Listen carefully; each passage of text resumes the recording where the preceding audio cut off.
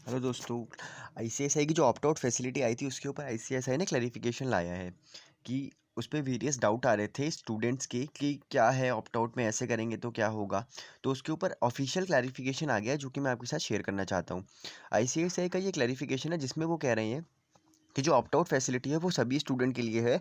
और अगर एक स्टूडेंट किसी एक ग्रुप के सारे पेपर में अटेम्प्ट हो जाता है, सारे पेपर दे देता है, तो फिर वो उसको ऑप्ट आउट नहीं कर सकता। बट ऑब्वियस है ना, आपने पूरे पेपर दे दिए, अब आप ऑप्ट आउट थोड़ी कर लोगे जब आपने पेपर दे ही दिए एक ग्रुप के सारे।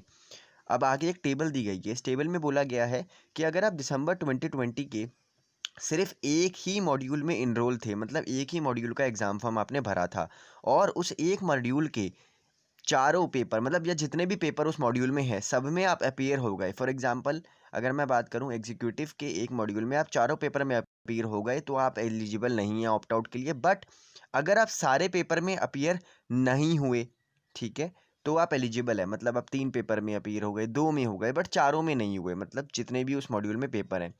अगर आप 2 मॉड्यूल के लिए इनरोल हुए थे, आपने बोथ ग्रुप भरे थे, फॉर एग्जांपल एग्जीक्यूटिव की अगर हम बात करें, या राइट, और उसमें आप सारे पेपर में अपीयर हो गए दोनों ग्रुप के, तो आप एलिजिबल नहीं है दोनों ग्रुप के लिए। ठीक है, अब आप क्या कहते हो, आप अपीयर हुए in all paper of any one module, सिर्फ एक मॉड्यूल के सारे पेपर में आप अपीयर हुए, और दूसरे मॉड्यूल के फॉर एग्जांपल एक पेपर में हुए या 2 पेपर में हुए या हुए ही नहीं, तो आप एलिजिबल हो ऑप्ट आउट करने के लिए दूसरे मॉड्यूल को, लेकिन in which you are not appear, right.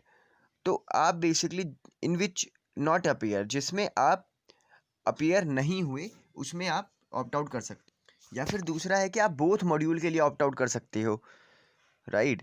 उसके बाद है कि not appeared in all paper of the both module और अपीयर्ड इन फ्यू पेपर, सारे मॉड्यूल के सारे पेपर में अपीयर नहीं हुए बट कुछ पेपर में हुए हैं, बट कंप्लीट नहीं करा कोई भी मॉड्यूल इंटायरली, तो आप बोथ के लिए हो ही सकते हो क्योंकि आपने कंप्लीट ही नहीं करा। अगर आप 3 मॉड्यूल के लिए रजिस्टर हुए थे, मतलब प्रोफेशनल वालों के लिए है ये, और अपीयर हो गए सारे पेपर में ऑफ द 3 मॉड्यूल, तो ऑब्वियसली आप एलिजिबल नहीं हो। लेकिन आप अपीयर हो गए ऑल पेपर में ऑफ एनी वन मॉड्यूल, सिर्फ एक मॉड्यूल के सारे पेपर में आप अपीयर हो गए, तो आप ऑप्ट आउट कर सकते हो बाकी अदर मॉड्यूल के लिए, या फिर ऑप्ट आउट कर सकते हो तीनों मॉड्यूल के लिए भी, कोई दिक्कत नहीं है।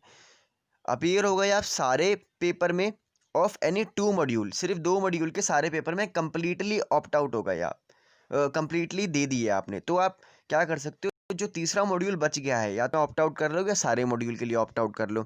और लास्ट है कि आप अपीयर ही नहीं हुए तीनों पेपर के सारे, तीनों मॉड्यूल के सारे पेपर में, तो आप ऑप्ट आउट कर सकते हो तीनों मॉड्यूल से। मतलब बड़ा सिंपल है बेसिकली, अगर आप अपीयर हो जाते हो तो आप उस मॉड्यूल को ऑप्ट आउट नहीं कर सकते, अपीयर नहीं होते हो सारे पेपर में हो तो ऑप्ट आउट कर सकते हो। और अगर आपने एक से ज़्यादा ग्रुप भरा है तो आप एक साथ पूरे जितने ग्रुप आपने भरे हैं सबके लिए ऑप्ट आउट कर सकते हो।